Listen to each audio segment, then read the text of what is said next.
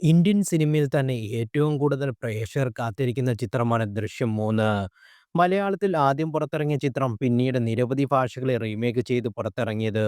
സിനിമയുടെ ഹിന്ദി പതിപ്പിന് വലിയ സ്വീകരണമായിരുന്നു ലഭിച്ചത്.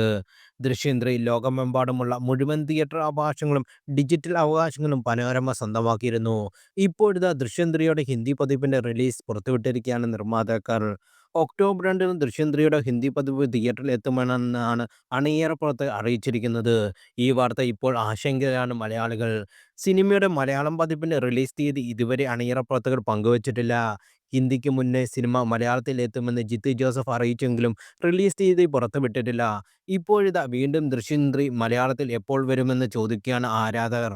'ദൃശ്യം 3' ആദ്യം മലയാളത്തിൽ തന്നെയാണോ വരുന്നതെന്നും അതോ കഴിഞ്ഞ 3-4 മാസത്തിനു ശേഷമേ ഹിന്ദിയിൽ എത്തുകയുള്ളൂ എന്നും ജിത്തു ജോസഫ് റിപ്പോർട്ടറിന് നേരത്തെ നൽകിയ വ്യക്തമാക്കിയിരുന്നു. പനോരമ സ്റ്റുഡിയോസിന്റെ റീമേക്ക് റൈറ്റ്സ് നൽകിയിട്ടില്ലെന്നും ജിത്തു ജോസഫ് അന്ന് പറഞ്ഞു.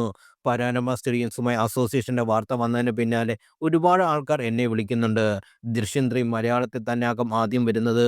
കേരളത്തിൽ റിലീസ് ഡേറ്റും മറ്റു കാര്യങ്ങളും തീരുമാനിക്കുന്നത് ആന്റണി പെരുമ്പാവൂരും ആശുവ സിനിമാസും തന്നെയാണ്. പുറത്തുള്ള റിലീസാണ് പനോരമ സ്റ്റുഡിയോസ് ഏറ്റെടുത്തിരിക്കുന്നത്. റീമേക്ക് റൈറ്റ്സ് നൽകിയിട്ടില്ല. അത് നമ്മുടെ കയ്യിൽ തന്നെയാണ്. പക്ഷേ അവർക്ക് ചില റവന്യൂ റൈറ്റ്സ് കിട്ടും.